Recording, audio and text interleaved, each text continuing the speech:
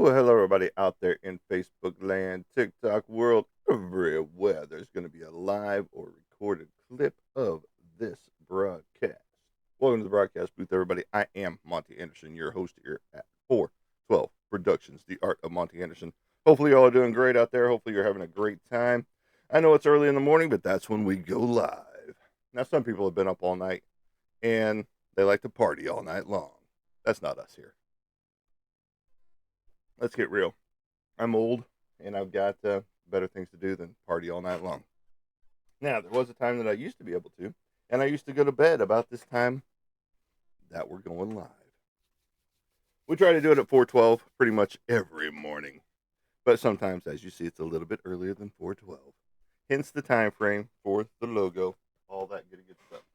All right, we got quite a few things to talk about, including the title of today's show, which is called Themes. Themes. What is themes? I put a poll out there on my Facebook page asking, what are some non political and non religious topics to touch? And everybody that knows me knows that we deal with horror, sci-fi, action, thrillers, comics, comic books, comic book artwork, my artwork, action figures, statues, all that good stuff. All the cool stuff in life. None of the BS, if you will. And that's bullshit for those of you that don't know. We don't play nice around here. And if you start acting a fool on the page, you know where the dump button is.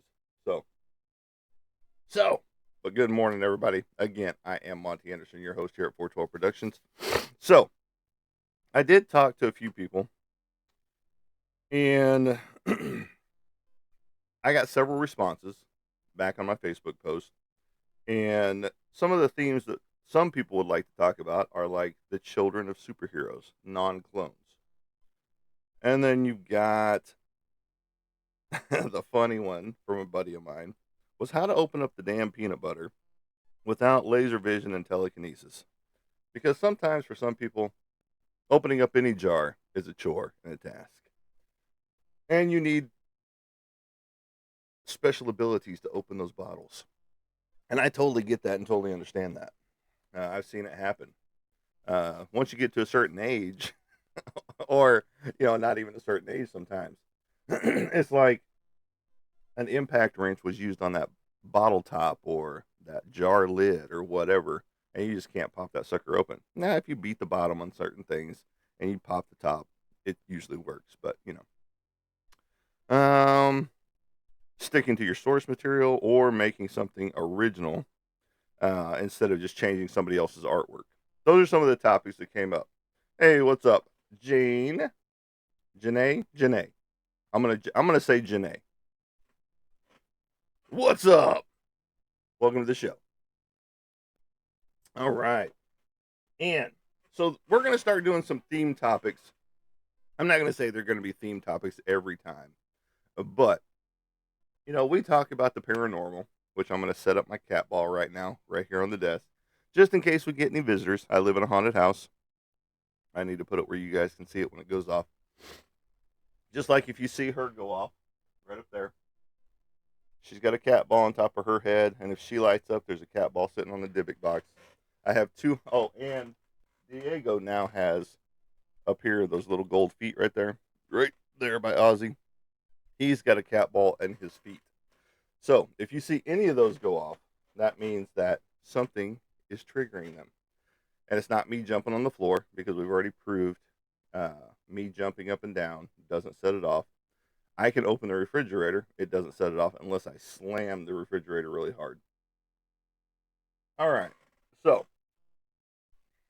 working on my artwork, I've been adding more details, changing things up on this Batman Who Laughs, adding a lot more detail on the chains and things of that nature back in the back. Right there. And then I'm adding some new chain dimensions in there because I just don't I look at a lot of people's chain work, and it's just so flat. It's like the chain was pulled as tight as possible when they drew it, and there's no dimension to it. You're looking at the chain the exact same way on every chain that they put in there, you know? And it's just like, why are you drawing it that way? Chain has life, chain has movement to it, you know? There's twists, there's turns. Not every link of the chain is going to be the exact same all the way down. Yes, the size of the chain is the same to a centimeter. There could be some differences. And when you draw them, unless you've got an exact caliper, you know, take, let's just say I had my two pointy ends of this circle maker right here. I don't know its exact name. It draws fucking circles, all right? What's it called? And that's just who made it. But anyway, you can use this as calipers from point to point, right here to here. If you want to make the exact same size of something, you open it up to the size that you want. Say I've got a chain here, and I want every chain link to be the same. Holy shit. Okay, that one's off. That one's off. Okay. So most of these chain links are the exact same until I get to the fourth one up. But that is my chain link right there from point to point. Right there. That's how big my chain is. All right. So some people go that dramatic when they draw something. Yes, a compass. Thank you. And don't give me the technical names, but I appreciate it. And some people will go to that extreme to draw out each chain. I'm not that extreme. I'm going to draw it. If it looks close to the other ones, so be it. If it's a little bit off, okay. It's a piece of artwork. There's going to be flaws in it. You're not going to have perfection at every turn. And I know people strive to have perfection at every turn. You know, every little line, every little this, every little that. It's artwork. Make it how you want it. If it makes you happy, do it. Just like my paintings up here. My painting on my shirt. Actually, this wasn't a painting, but this was pen and ink with marker. But paintings up here. My remark on my demon right there. The Venom, wherever he's floating around, remark on the big box. The Batman Who Laughs that you're looking at. And these were the chains I was measuring right here with this hook right here. So all those chains up until you get to about right here are the same size. All the way down here. And then it gets a little bigger up here at the top. But then I'm adding in some chain going across here at different angles so that you get that motion in there. So you're not just getting flat chain on the whole picture. You know, I thought I drew some. Oh, it was on.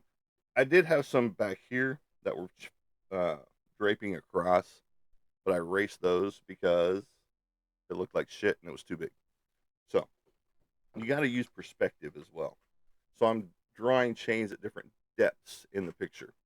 So you're not having everything right there on top of each other. So it's just like Mr. Stitch here, the memorial piece. Bum, bum, bum. This is a memorial piece for a friend of mine who passed away. Her boss is actually having this drawn up. And you know, she was into the witchcraft stuff, so that's why the witch hat and the witch's broom back here. And then she loves Stitch, and so, boom, here it is. It's not finished yet. I've still got to add some color to the background and add a drop shadow back in here on him, on Mr. Stitch. So that's that right there. Okay, we'll talk about that here in a second. And then if you haven't been with us before, We just finished up putting the heavy inks on myself as Wolverine. And I'm going to be adding color up to it next.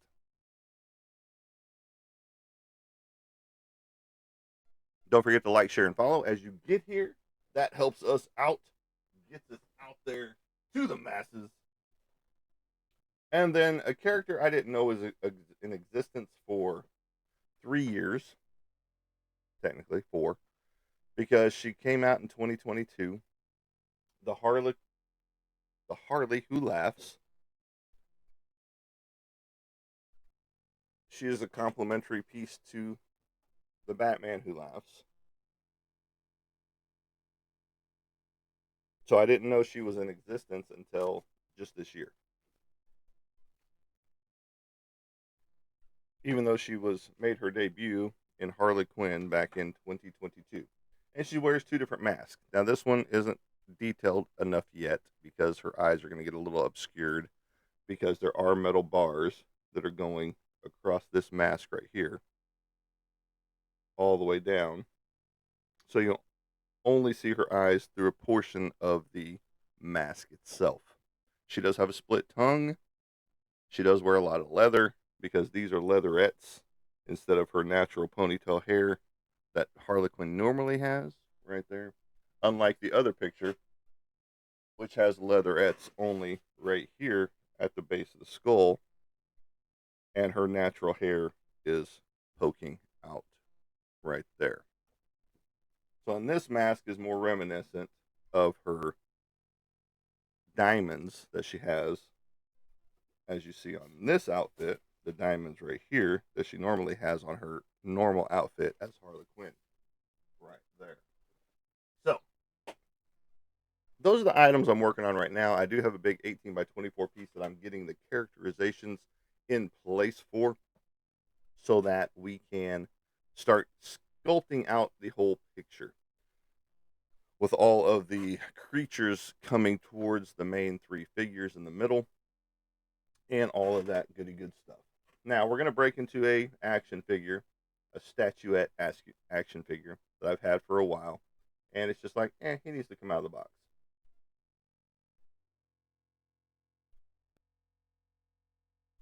For some reason, I'm drawn to more of the villains in the storylines than I am the heroes. And as you all know that have been here before, we have a book signing coming up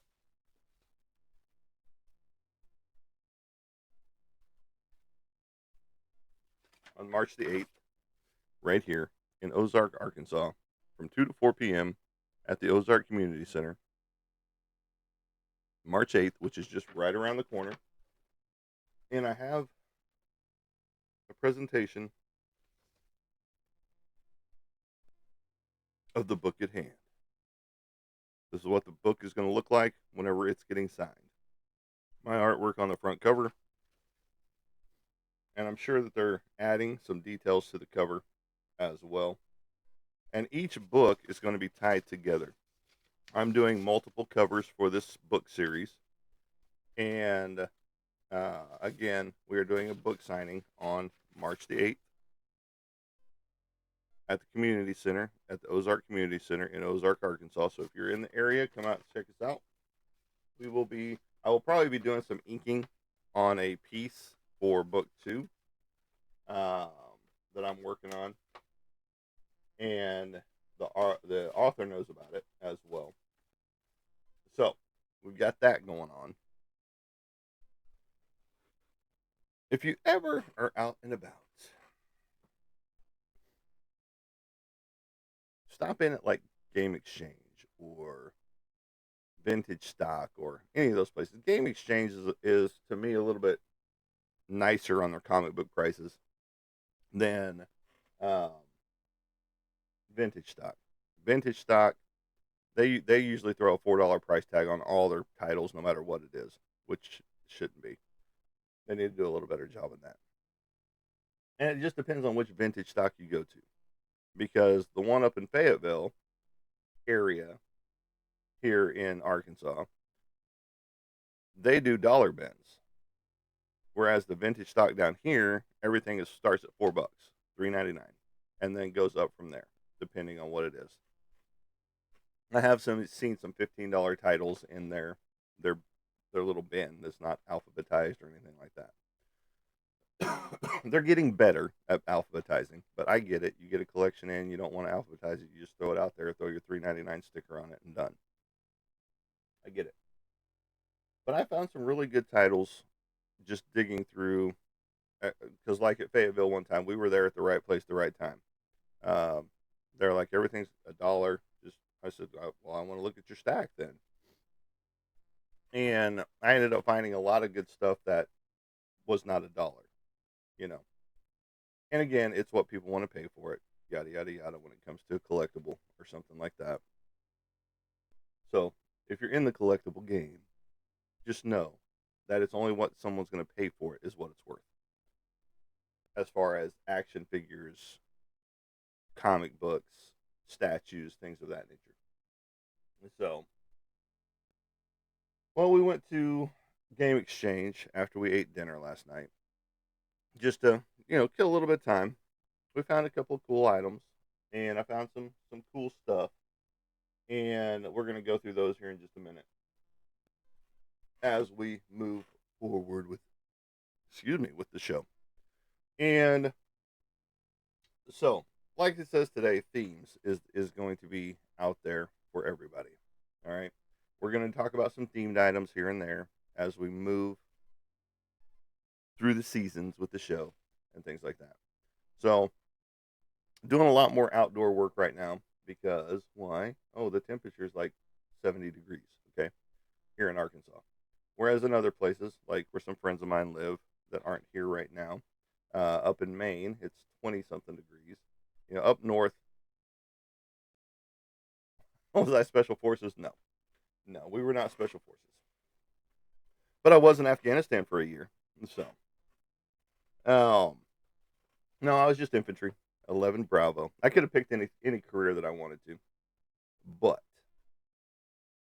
you know that is not the case. I wanted to stay close to home because I had a family, all that good stuff. But I was a trainer, helped train over 10,000 troops. Much appreciated. You're welcome. Because that one was a hard deployment. It was 17 months gone. We had 3 months train up, 12 months boots on ground.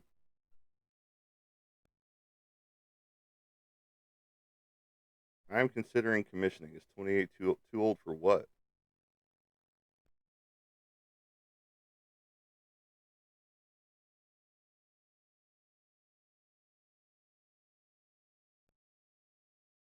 Too old to join the military? No, I was 33 when I joined. I was 33 years old when I joined the military. I was the old man at basic training. I had a 30-year-old and a 31-year-old that was in there with me in our platoon, in our squad. And then everybody else was in their 20s or doing the split ops thing at being still in high school. So I was platoon leader for all but 20 days because they were like, some people were like griping about my leadership skills. And so drill sergeant was like, you think you can do it better? Take over. That's a loaded question. um, because there's a lot of good ones out there when it comes to it. I mean, depends on if it's a rifle, depends on if it's a pistol, depends on if it's this, that, or the other. I mean, you got DPS arms, which is good. You've got Colt firearms that are good. You've got Glock that are good. I mean, it just depends on what you want to carry. You know, it there is no true rhyme or reason for what you want. You know, Springfield Armory, and it's all just who you like, because that's what it boils down to. I could be because I've got a Ruger 1911. Okay, 45, and that's my carry. You know, when I go out and about. And each piece, we'll go that way because you have to watch what you say on here for certain things because TikTok and their AI algorithm that listens in on everybody's shows and shit like that. You have to use specific keywords.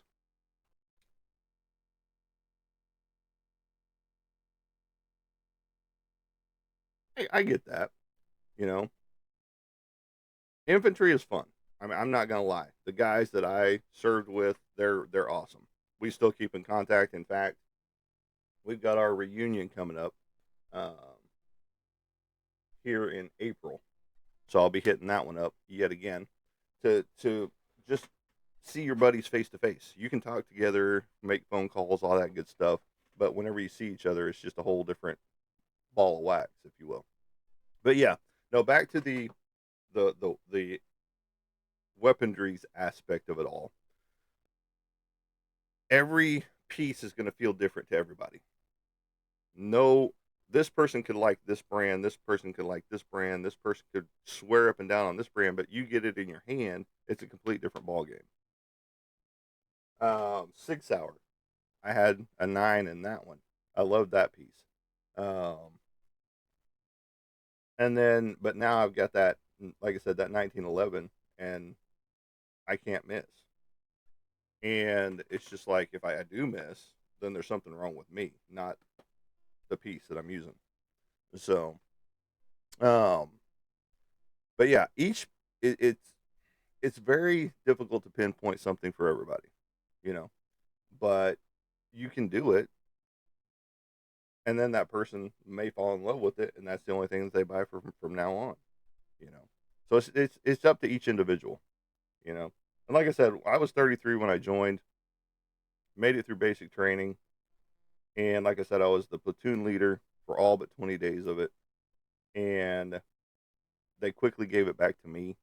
Um, and my uh, sergeant that was there, I was a platoon leader, and I had a platoon sergeant.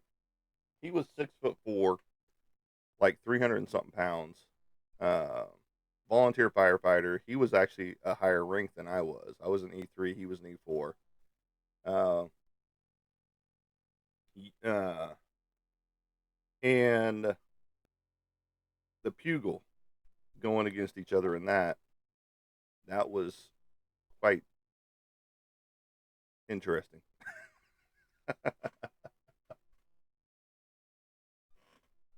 As he laid a haymaker over the top with that big Q-tip and hit me right on top of the head, and I almost passed out. But I got him in style points and won the match. So there you go. So we went to Game Exchange last night after dinner, and I found some bangers in their comic boxes. Now their comics are $1 a piece, so I might go back today because I'm missing an issue as I'm looking, and it's probably still going to be there. So I'm going to have to go take a little bit of time. So I might have to go a little earlier. They do open up at 10 o'clock, I believe is what time it said. So I might go over there here in a little while, a long while from now, 6 hours from now, and go through the rest of their boxes.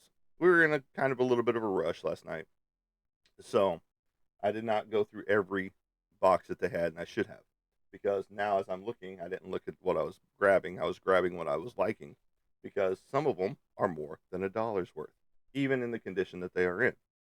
Of course, these are going to get new bags and boards and all that good stuff. But like this one, Sabretooth #1, we're going to go ahead and pop it out of this old shitty torn up bag that it's in. And that's just going away. Still got sharp corners. It's got a couple of little, I don't know if you can see those as you run the edge. There's a couple of little, well, show some light on it right there. You can see a couple of little creases right there, but it's not horrible. It doesn't show any spine ticks. That's the main thing. It does show one little scratch right there, an indention that you can see if I put it in the right light. Right there. You can see that little indention right there. But it is a die cut cover right there with Mark Texeira's artwork on the inside. Very stylized artist right there. But this is still a highly sought after book today. you know. Now this one going to come down a little bit of value just because of that scratch right there, but it's going in my personal collection. It's not going anywhere else. So put this very gingerly over here until I can get my bags and boards out. And then another banger I pulled right here. Dun dun dun. Again, taking it out of this old shitty bag. Because whoever had it in their collection did not rotate their bags. But Wolverine number 50. Again, another die cut cover. With his claws going through right there. Still sharp corners. Still in great shape. Oh, it even still has the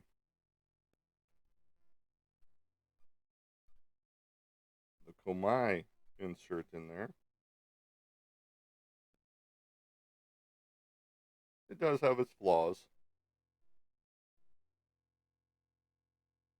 I mean, it is 1991 when this book came out. Some of you weren't even that old yet, or weren't even born yet when this book came out.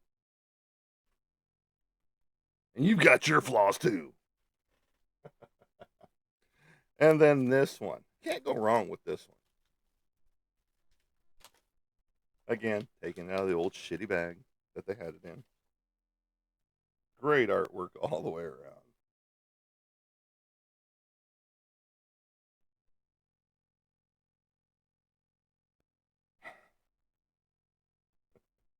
They tried to copy some Simon Beasley with the Lobo look on this one, but it's Evil Ernie.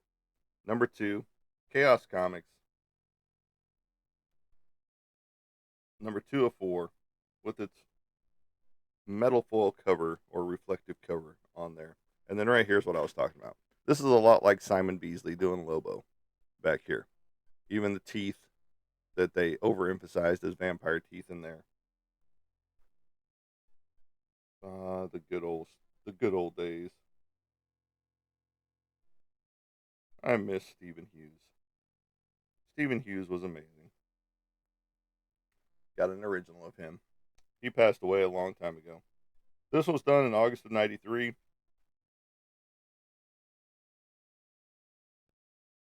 Stephen Hughes was a beast when it came to banging out page after page super fast.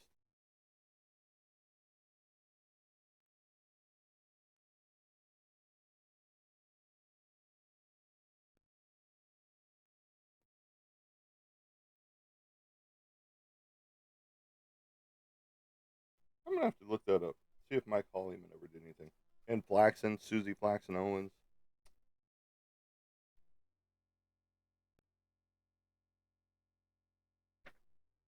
Just cool stuff. I'm sorry. And that one's in really good condition. All right. And what made me start grabbing up comics really fast? And we're gonna skip those 4 for just a minute. But right here, Marvels. This was one of the first. Well, actually, one of those up there was one of the first ones I grabbed. But right here, Marvels. This clear cover right there, and then the Silver Surfer by Alex Ross on the inside right there, and it shows, put it together, all that good stuff. And then this has the little story arc on the back side. All Alex Ross artwork, since he paints it all up, all that good stuff. Great, great artist. A lot of people have issues with him, with Alex Ross, and I don't know why, other than they're jealous, because Alex Ross is a phenomenal painter of everything. And he just has this way about his paintings that's just amazing when it comes down to it. I mean, even the detail going into the Silver Surfer's reflective surface of the city in the head with going up against the Human Torch. You know, it's just amazing. The dude is just phenomenal, and a lot of people give him hate, and I don't understand it. And then one of my personal all-time favorite comic books out there, and I've collected for years, anything I can find to do with it, is right here. And if you know me, other than the Uncanny X-Men, ElfQuest. Warp Graphics 1997, November 1997, ElfQuest right here.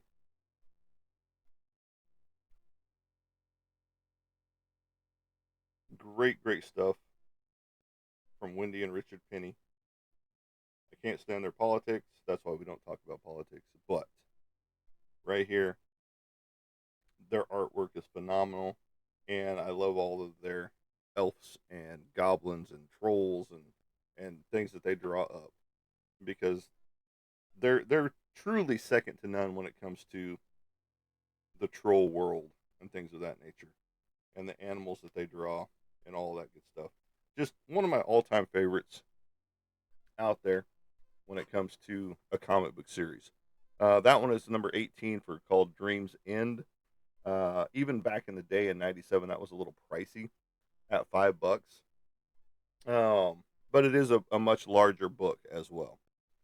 And now, again, before we get into those, I pulled a couple of bangers. I didn't pay these prices that are on the front. There's a price tag on the back.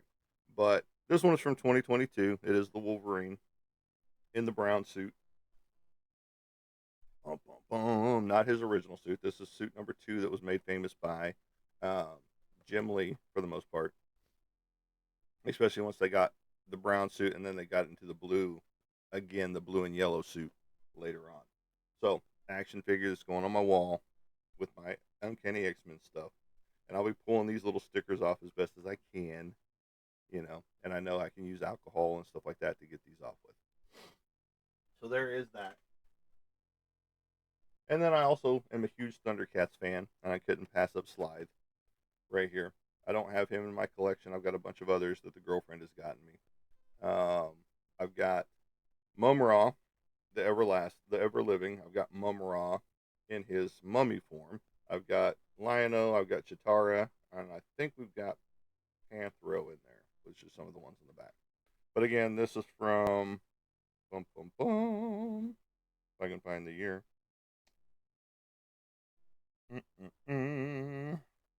Let me guess, it's probably in that tiny lettering over there. Where's my readers? Damn, it doesn't show me a date. Yeah, this does not show me a date that I can see. Normally they have a date stamp on the back. I'm not seeing it here if it is. Yeah. Okay, so I don't know when these came out. But had to pick it up because, and I'll probably have to get the Jackalman too, depending. Right there. All right, so without further ado, the one that caught my attention right off the bat, again, getting rid of the crappy, shitty bags and boards, was right here. If you know it by the back, you're awesome. This is by Frank Miller, the guy that did Sin City 300, some Daredevil, some Elektra, and J.R. Jr., John Romita. Bum, bum, bum. Daredevil, the man without fear. Dun, dun, dun. Frank Miller wrote it. John Romita did the pencils. Al Williamson did the inks. Just very, very well done throughout the entire thing. And I realized now, or yesterday, whenever I was sorting them out, after having grabbed up the ones I saw right off the bat, that I did not make it home with issue number 2. So that's why I'm going to go back.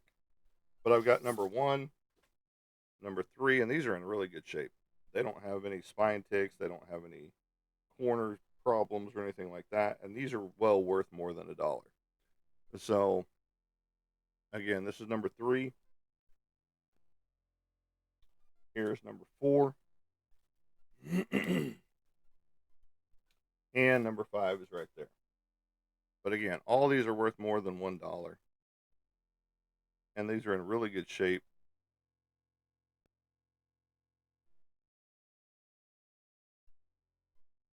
Try to look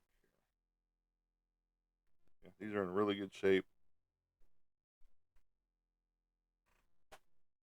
And number 5.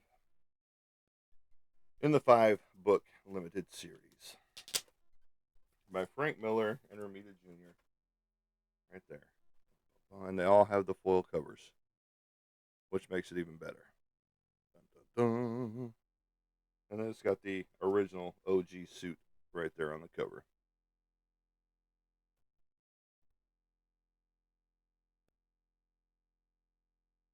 But just great stuff. Great storytelling.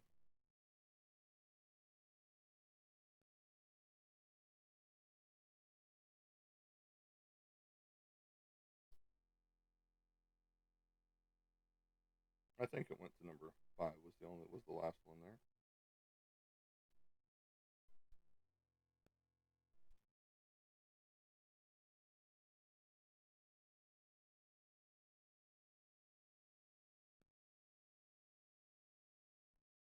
And what they did on this page, which is very, very cool and reminiscent of a lot of older comics, was that they had his transition to what he is today.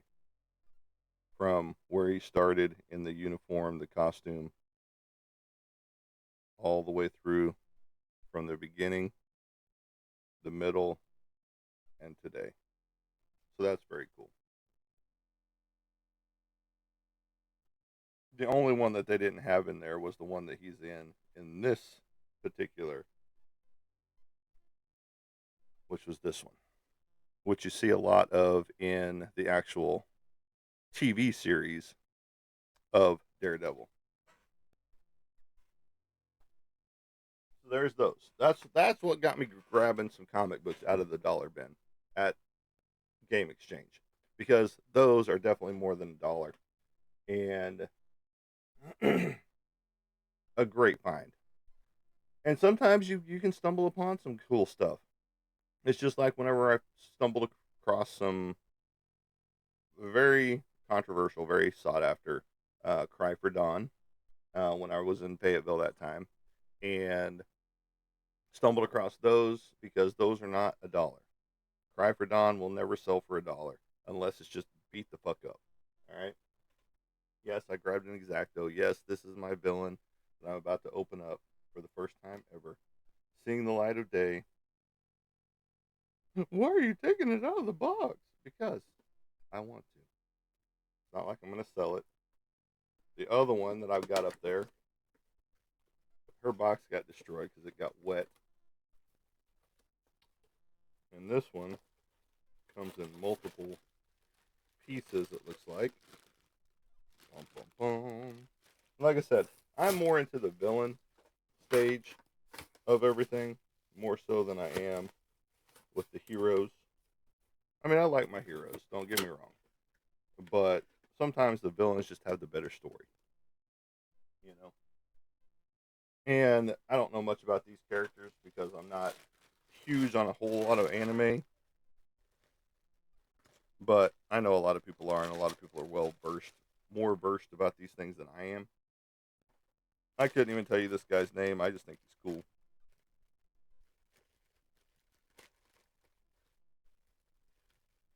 There's his top half. So if you know who he is, more power to you because I don't. I don't remember what his name is. The Vibration Stars. I don't know if that's his name or not, but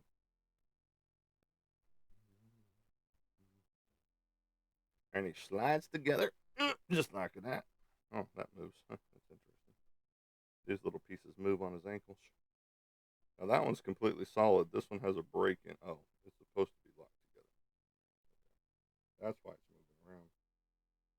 It is supposed to be locked together, but it ain't locking together. I'm not gonna tell you what those look like, but if you know, you know. Around his ankle right there. All right. Then we put his feet into these handy dandy little holes that only go one way.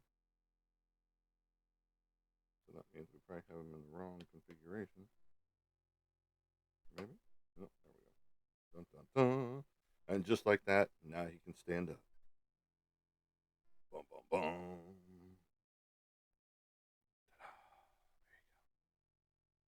Amazing, isn't it? I get it. I understand. I just think he's cool. All the markings on him, all that good stuff. They manga and anime put in a whole lot of work whenever it comes to their figures, their characters, their development. Now, sometimes whenever you're watching an anime, everything looks kind of childish in certain aspects whenever they're doing certain scenes and things like that. But for the most part, they put in more work per capita than a comic book artist, say in one of these comic books that we just went through, that we did our find on. And so that's what there was a big article that said how manga and anime were taking over for the Western comics. And I can see their point because a lot of people flock to the manga and anime that they find or want to watch on all the streaming devices. That's why whenever you go to certain ones and you see what the number one anime is, whenever they do their list of the top 10 of what people are watching, you get a lot of anime in that top 10 list. At least on my side, I do anyway. Whenever I'm flipping through like Netflix or um, highly hot recommended or whatever on like Prime or something like that, a lot of anime is suggested, you know, and I'm like, okay, I'll get into trying some of that, and it's just like I haven't done it yet. I have plenty on my to watch list. Let me just get there. But as far as watching them, I don't have time for that. I've got stuff to build outside. I've got a chicken coop to maintain. I've got animals to take care of. I do have a homestead as well as doing artwork. These are my pieces back here that you're seeing for those of you just joining us for the first time. And so I'm busy 24/7, or it seems like, because from the time I wake up, I'm in the office. And then at a certain point in time, I have animals to take care of, let out of their coop to free range. I've got the pigs to let out. I've got the dogs to take out. And then I come back in the office for a while, have lunch most of the time with the girlfriend. She works a regular job. I'm a disabled veteran. I do artwork and homestead 24/7. I've got baby chicks in the hallway over here that are just hatching from being sat on by by a hen who's broody. If you don't know what that means, you can look that up. But that means once they get broody, they sit on the nest for the entire time until the chicks start hatching. And then once the chicks hatch, they kind of keep them under their wing. Because like yesterday, I went out there and I see her name's Gertie. She's a white chicken. She was on the ground. I'm like, okay, I guess she needed some water and didn't want to get back up in the nesting box. But then she gets up and takes off over towards the nesting box, and I see this baby chick start running. I'm like, oh, that's why you were on the ground. You were protecting the chick. So I pick up the chick, of course, dust it off of all the stuff, and bring it inside. She crawls back up on the nest and sits back on the other eggs that are up there. I think there's still about 6 or 8 eggs up there that she's sitting on. So, you know, we've got life happening. We've got building happening because we're building a whole new chicken coop that's almost done, just without the concrete floor at this particular moment. And, it's like so many things happen in a day's time around here that most people are just like at work, go eat, go home, shower, go to bed, and do their day all over again. My day is never like that because in there I also go work out. You know, been back at the gym for roughly 8 weeks, almost 9 weeks now. Actually, this will be 9 weeks coming up, and you know, you, life, man, life, and especially when you're older. Me, I'm 54. I'll be 55 later on this year, and it's like you don't know how much your body changes over time, you know. And I've had 2 heart attacks. So, it's not like I'm a spring chicken with a great motor going on under the hood. It's got its wear and tear, and it's had its wear and tear. And now getting back into the workout routine, yeah, it's fun, it's great, sore as fuck, you know. Every time I leave the gym, something new is hurting because I did this workout a little different. Oh, I did this workout a little different. Now I've got muscles that are sore that I didn't even know I had, you know. Those type situations. And so but you keep doing it because you know it has to be done. Yeah, you could sit around, do nothing, and just waste away at home if you wanted to. But I don't get the point in that. We like to go on adventures. We like to go hiking. We like to go um, out crystal mining. We like to go, this, that, and the other. And we need to get back into that. In fact, hmm, no, today probably won't happen for crystal mining. Maybe in a couple weeks or so, we'll try and shoot for some crystal mining because it's a blast. I mean, you get to find stuff like this. Yeah, this one isn't a perfect condition because of all the extras that are hanging off on it, but this is the stuff you find. You know, almost 100% crystal clear because you can see through it right there. You can see my finger back there. But we find stuff like this, and then you find clusters, little crystal clusters.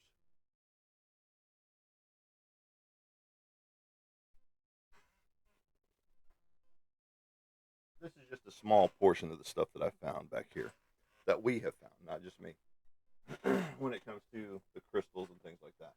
Oh, I got that bill to pay. As I'm looking, I've got my internet bill to pay.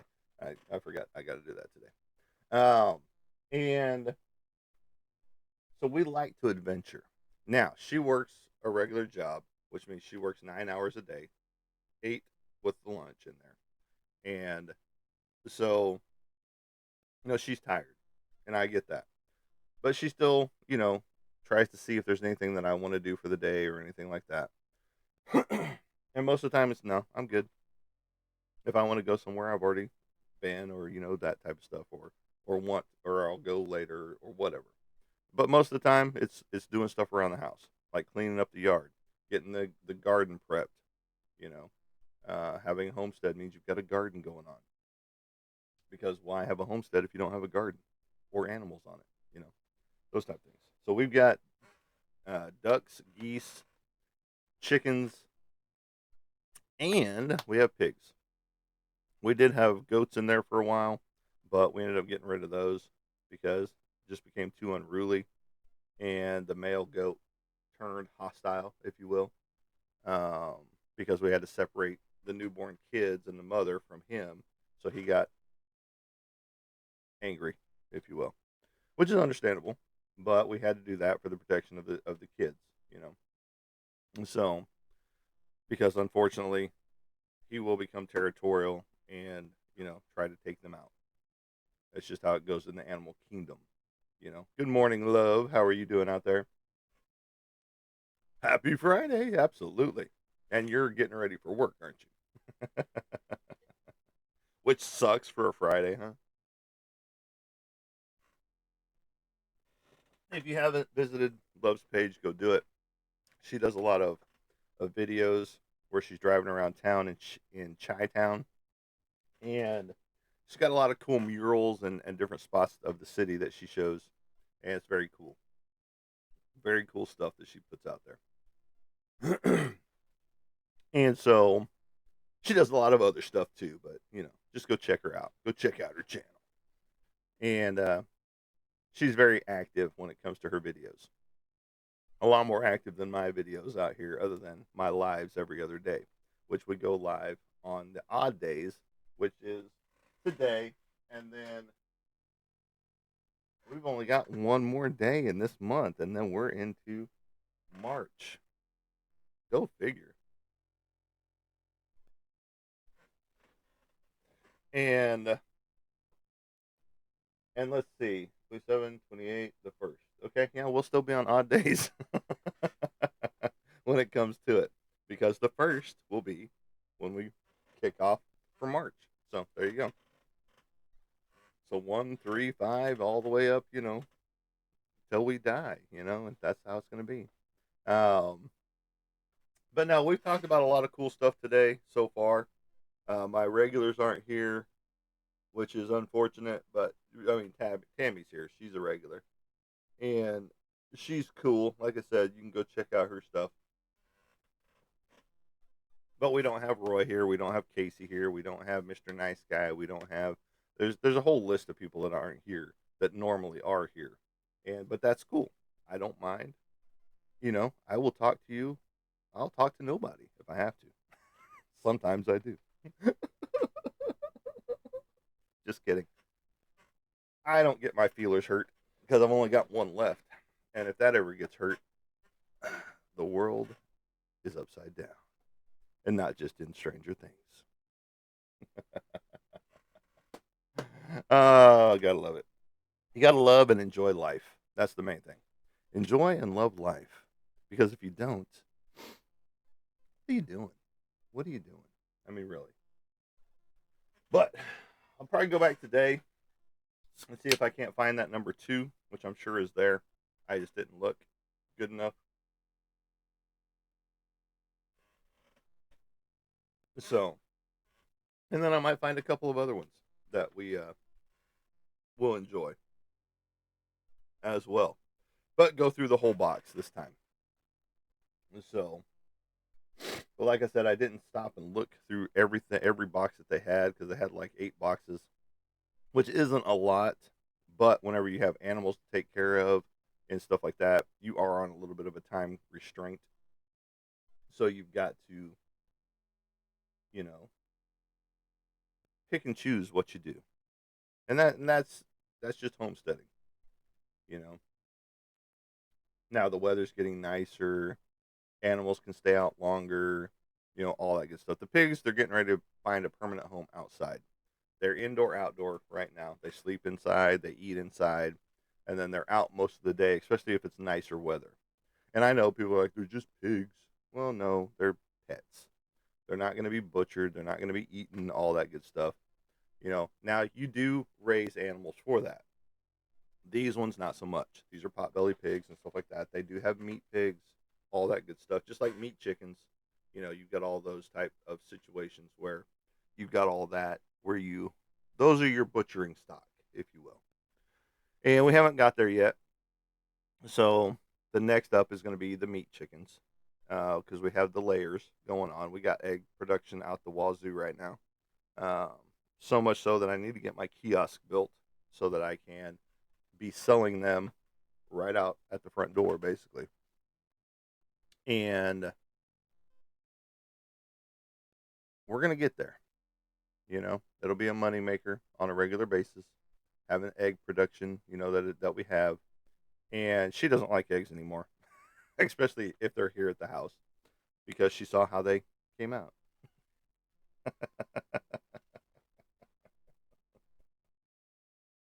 Which is like, well, they've been doing it for years, even the ones you were eating, that your parents brought home from the grocery store when you were a kid. They've been coming out the same way, although you didn't see them, So that's the whole different situation right there.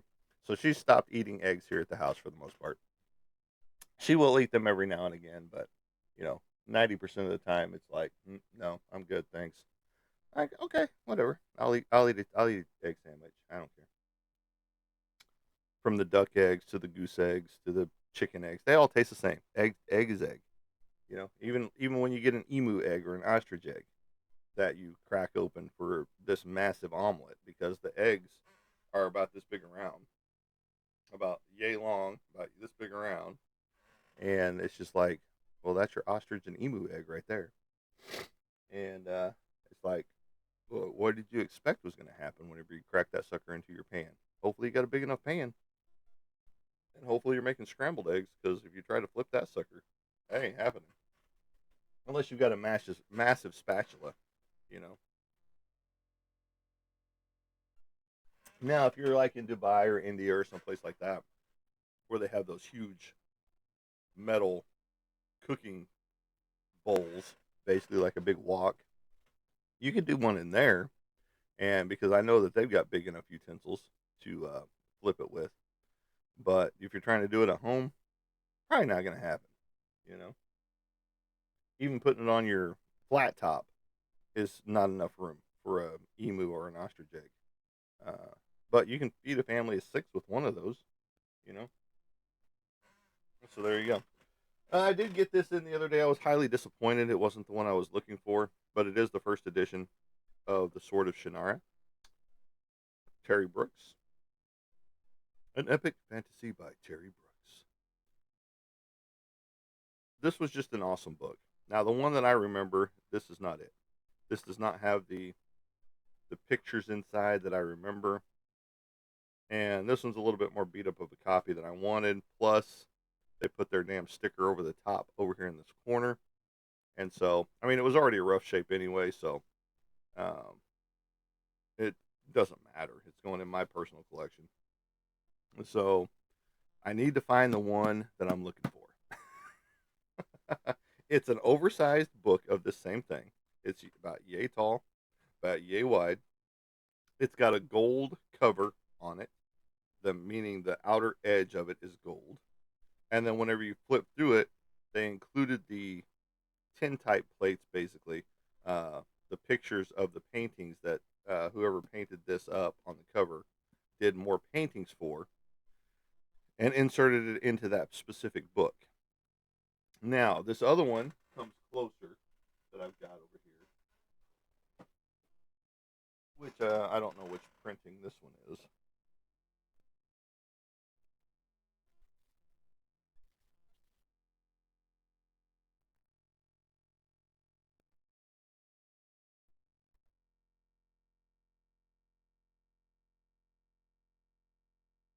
Well, this one says 1977 as well, but this one has the illustrations inside. Let's see if I can find one, or I thought it did. Yeah, right here.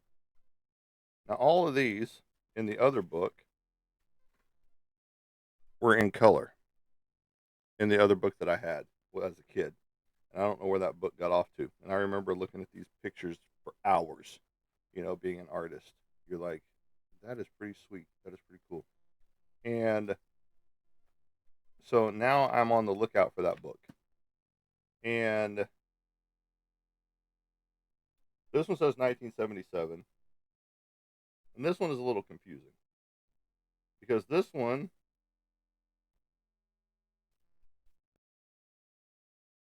has all the dates of when they were reprinted, but it's got 1977 as well.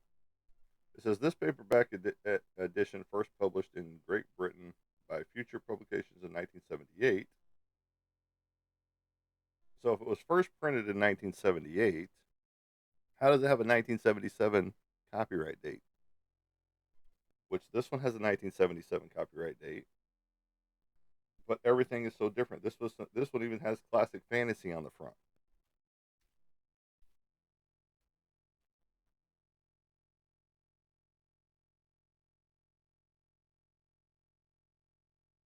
And I'm looking through here, and it's got 77 and 78.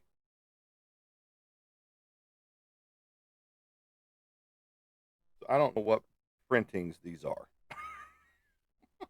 I don't know. This one's definitely not the first printing, obviously. Um, but there's that.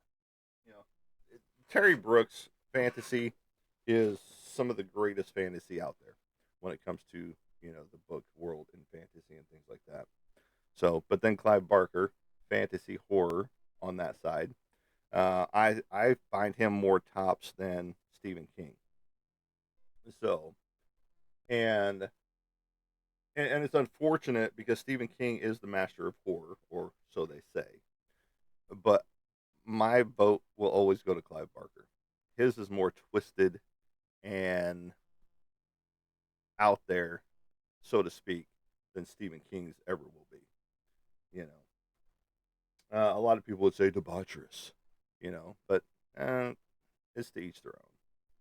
It's just like the women that love the dark fantasy, the dark romance books, you know. And I did get my girlfriend one of those off of TikTok, one of those dark romance book box things for her birthday, and or for Christmas, for Christmas. No, no, no. Whoa, for Valentine's Day. That's when I got it for. Damn, there went my brain. Just exploded my brain. And the book in it, we neither one of us were expecting. I mean, it's not that it was an unexpected thing because we knew it was going to be dark romance, the smutty dark romance, if you will, is what all the girlies are into now. Well, most. Now you've got the Christian sets, you've got the whatever that don't like those books and things like that. Get it, got it, good. And this one just threw us for a loop because that was not a checkbox in the mark there. You know, um, and there's nothing against the book or anything like that. It's just not what we were expecting because whenever she picks her books, it is we know what's going to happen. Well, it's a blind book that comes in there, and it is of this the super spicy side of things, and it's just not what we were expecting. I could give you the title, but I don't even know what the title is of the book right off the bat. So, but anyway, it's neither here nor there. She enjoyed the rest of the box. She loves her book or her mug that came in it, her insulated mug. It's a little bit thin on the mug. It's literally a little bit bigger than this can. You know, as far as it's about yay big around and about yay tall. You know, so and it does come with two metal straws and a cleaning brush for your metal straws. So and then it came with a bunch of other stuff. It came with some teas in there. It came with some lubrication in there. It came with a toy, and if you know, you know, in a spicy book box thing, you know. And then what else did it come with? Oh, a some fuzzy socks and a headband thingy. Not her choice of colors. Trust me. White and pink, not her colors.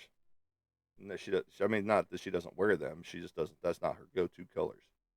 Uh, she likes the more dark and gothic colors. And but yeah, she enjoyed the box. She loved it. It's just the book was not what we were expecting. We would have picked something a little different when it came to the book because she's like, "Here, read this," and I'm reading. I'm like, "No, I don't want to read this." Not that it doesn't make me uncomfortable. It's just that that's not what I'm into, you know, when it comes to what that book was about. Now, what if any of our other books where they're, binding and all that good stuff? Okay, cool. It, it makes the whole 50 Shades thing look like a joke. That's child's play. That dude lives in a trailer park as opposed to what's happening in these books now. You know,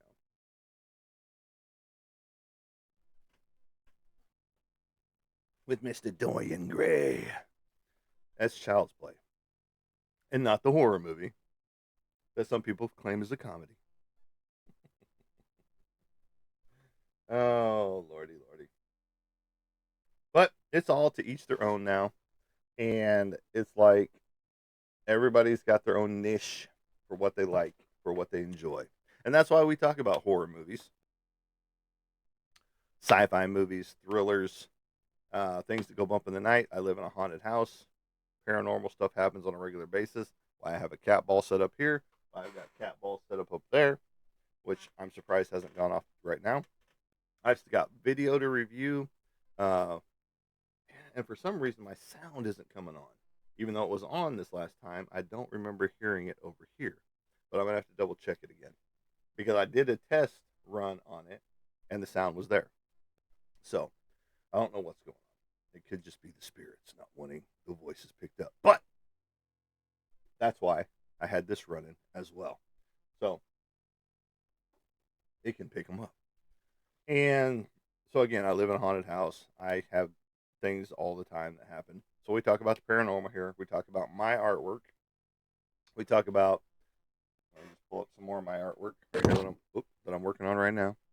The Batman Who Laughs, right there. Bum, bum, bum. That's just one of the 4 pieces that I've got working. And then 5 pieces. And then we talk about comic books, comic book artwork, my comic books. I got a book drop happening